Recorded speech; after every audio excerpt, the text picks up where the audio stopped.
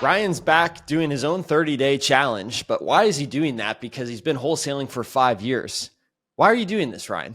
Yeah. So this actually is a celebration for me and a way to kind of like relive how it all started. So we are now at the 5-year mark from when we started wholesaling, and I started with the 30-day wholesaling challenge. So in my way of like to commemorate that venture and that journey, I wanted to just start over and do another 30-day wholesaling challenge. Got it. How's it going? It's going great. In 7 days, I've got 3 deals under contract and assigned, and we're just waiting for the close. So, What were the rules of the contest? all right. So the rules were a little bit fluid, but one of the most important rules was I cannot use any of the lead generation that is already happening within our team. So I can't use the leads that they already had. I can't use any of the inbound calls that they are receiving. So I had to create my own lead list, which I did all of that driving for dollars. I had to be the one to go on the appointments. I had to be the one to make the offers, get the contracts. The one rule that I was kind of like, yeah, it's flexible, was finding the buyer. My plan was I was going to find the buyer on my own, but I would use the list of buyers that I already knew that we had. And it actually worked even different. I did not necessarily intend to assign it. It was just kind of like I went there with one of my contractors and he wanted to buy them. So it worked out really good. So your contractor's working on the properties and buying them too? Yeah, so he's an investor himself, and so he wanted some projects to keep his team busy, and so these 3 houses that we had were houses that he was interested in. So he made an offer on all 3 of them. Oh, that's so nice, man. And did you actually just market it to anyone else, or just let him buy it for whatever he thought it was worth? We did send out marketing with our to our normal list, and we did have other people that were making offers and other people that were interested in these properties. But when he said that he would buy all 3 of them, it was kind of like, well, this just makes sense. It helps him because he's got a lot of people that work for him and he needed to keep them busy. The offer that he gave us was exactly what we were hoping to get out of it. We probably could have let them sit out there a little longer and gotten more for them. But sometimes it's all about making it happen fast. And he was able to close. He told us he could close in a week. The only problem is we've had some title work that's taking a little bit longer, and so we haven't closed yet, but we're hoping before the end of the year we'll get them closed. Got it. Tell us about the 3 buyers. You found them driving for dollars, and how did they contact you? The 3 sellers, yeah. So Yeah, 3 sellers. Thanks. 2 of the houses were one seller, and they called back from a postcard they got, and it was 2 houses that they have had for like their childhood, and their mom lived in one and the brother lived in the other. Mom passed away like 7 years ago, and the brother just recently passed, and they just wanted to get done with them and move on. And so I went out there and looked at the properties, and it was really kind of crazy because they left the mom that had passed away 7 years ago. They left the house exactly as it was when she passed, and it was kind of creepy going in. Like, she had a book sitting on her coffee table that like it was kind of folded in half where she was reading. So that was kind of nuts. But both houses still had a lot of stuff in it. And one of the pain points that they had mentioned was they didn't want to, both of them were older. They didn't want to have to move all of the stuff out. They didn't know what to do with all the stuff. And so I just offered, if I make you a fair offer, I'll just buy them as is with all the contents inside. You can get what you want out, but I'll take everything else. And that really was important to them because they didn't want to deal with it. And so we made them an offer, $20,000 on each house, and they took it, and we signed the papers right then and there, and then sent it on to title. So that was where You make it sound so easy. I Was know. there any road bumps along the way? On that one, no. I've said before that, and honestly, it was kind of like getting back into that rhythm of making an offer. Sometimes it's even uncomfortable for me. And originally, when I ran my numbers came back like that I could have offered a lot more, but I didn't know. I'd asked them a couple times, like, how much do you want to get out of this house? And they wouldn't give a specific number. So I just decided, I always tell people, like, if you're giving a number and it's too easy to say it, you're probably saying a number that's too high. So put yourself in an uncomfortable position and offer something that makes you nervous to offer. So that's why I Right. was like 20,000 per house. And it wasn't hard. There was not a road bump with it. Um, Other than there's some title work that has to be cleared up. And so we'll see what that ends up What does being. that But mean exactly? so the houses are in the mother's name, who passed away, and it was in the brother and the sister's name. The brother passed away, so now it's just in her name. But I think there was some documentation that they needed to collect, getting a death certificate for both the mom and the dad, a couple deeds that needed signatures. So um, those are road bumps. Now, I really, like, back in the day when I did this 30-day wholesaling challenge by myself, that was something that I had to do as well, was dealing with the title issues. I kind of cheated the system, and we have a transaction coordinator that has been running with it. As soon as I put the information on we have Podio as our landing page for deals. As soon as I put it there, she took it and ran with it, and has been fielding all of the issues for title. So that I have not had. I have kind of cheated on this 30-day wholesaling challenge, but like generating the leads and getting deals has not. That's all been me. Well, good job. It's got to feel good. Did you have any issues where you were feeling rusty? Yeah, Yeah. I would say that. I love driving for dollars. I'll say that I do love driving for dollars, but there was a few moments when I'm doing this that I'm like, do I really want to do this on my own? Because, like, doing 250 new leads every week it can be a commitment. Like, you have to really stick to it.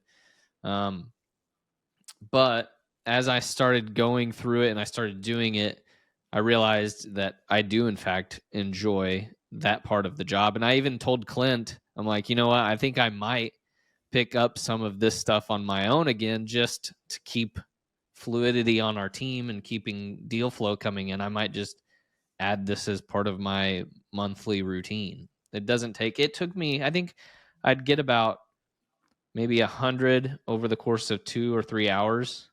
And so I was able to get them, the 250 I was able to add pretty quickly. Mm.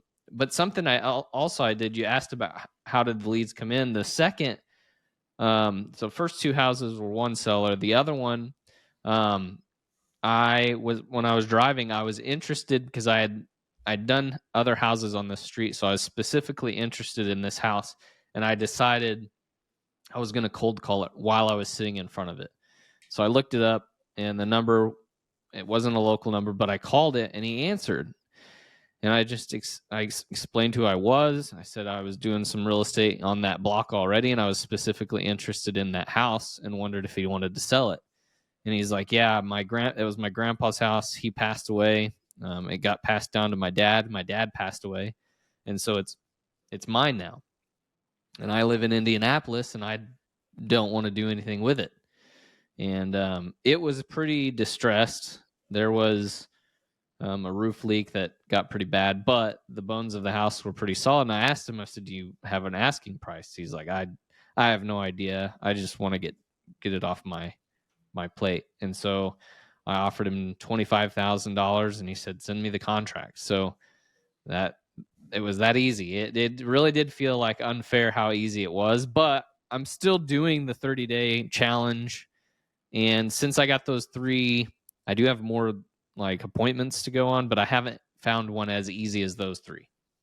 Man, that's crazy. You did it in 7 days. So could somebody just go drive for dollars and call up people and see if they want to sell their house? And you think find one in 7 days? I think, here's my opinion. I think the most effective way to get a deal quickly is to go and drive on your own, not to use a list, not to just blind market. It's to go out and drive and visually see the distressed houses. When you are actually looking, you are actually able to communicate even that to that seller. The number of times people would ask me, "Are you from here?" And I'm like, "Yeah, I'm actually in front of your house." Not to be creepy, I'm not a stalker, but I'm here and I'm sitting in front of it. I'm from here. I grew up here. Like, all of those sell points just help you build comfort with those people. And so I think when you're driving for dollars, you're visually seeing the distress points of houses, and you're able to communicate to those people that you're here in town, you're local, and that you know exactly what the house looks like on the outside. So I think for me, the fastest way to get a deal, if you're wanting to get a deal quickly, is to go out and drive for dollars and send direct mail to those, but also cold call them. Like, if you can cold call them on the spot, cold call them on the spot. But it just kind of depends on what your availability is. If you have time, spend the time. If you don't have time, send the direct mail and let it kind of be a passive marketing approach. One of the things I would hate for somebody to listen to this, try it for 7 days and not get a deal and get discouraged. Yeah. It's not common to get a deal in 7 days. It's common to get, like, you might get some leads, but there's a reason it's called a 30-day challenge, because it will take time to get leads. I work with some students that are in our coaching program that it took them 3 months to get their first deal. And that was discouraging for me, because I'm like, I have never taken 3 months to get a deal. But, like, you just have to stick with it and find your levels of consistency and stick with those, and eventually the deal will happen. And then if you're consistent throughout the process and not getting stagnant with driving for dollars and adding new leads, you will have created momentum for the following months. So it might have taken you 3 months to get one deal, but then after that, it'll get a little bit easier and deals will come a little more regularly. But it's definitely not like that's definitely not common for anyone to get a deal that quickly. But yeah, I wouldn't want anybody feeling discouraged. It is a 30-day challenge for a reason. And I was fully expecting to take 30 days. It just happened and I ran with it. So, well, I'm really glad that worked out for you and excited to have those deals closed. What does your team think of you getting involved and taking a challenge alongside them? I know they like it. They like to see me get in the game actively.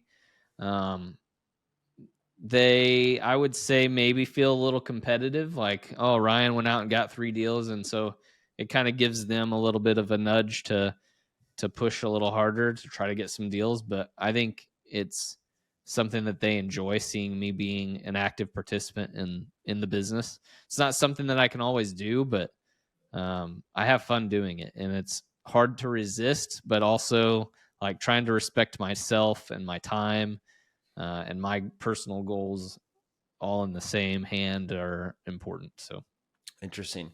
So did Meg get involved in this challenge at all? No, she has her hands full with 4 kids, newborn, homeschooling. And so even myself, like, this time around, like, I'm not in the same position as I was 5 years ago. Like, 5 years ago, I left my 9 to 5. It was do or die. Like, I had to get a deal, and I had to prove that wholesaling was going to work, because we had to meet income things. We had to pay bills. We had to feed the family. And this time around, like, I was a little more relaxed. I was a little less, like, anxious about, is the phone going to ring? I knew if I go out and do this, and this, I'm going to get this in return. we've sent out 15, almost 1,500 postcards as of today. I've been driving like crazy because being Christmas is like next week, I wanted to get as many leads as I could now.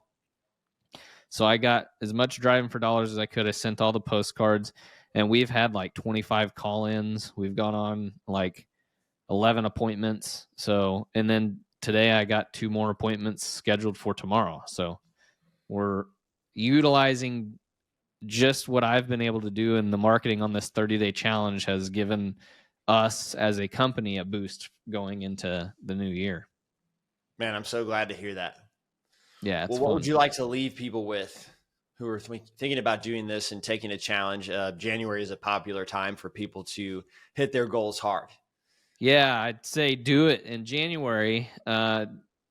Start your own challenge. Do a 30-day wholesaling challenge. I almost wish I would have created like some curriculum or something to do a 30-day wholesaling challenge with me. But I would say if you're interested in it, like just start. And the first thing just to start with is go out and drive in your community, drive around, look for distressed leads, and start sending out some postcards.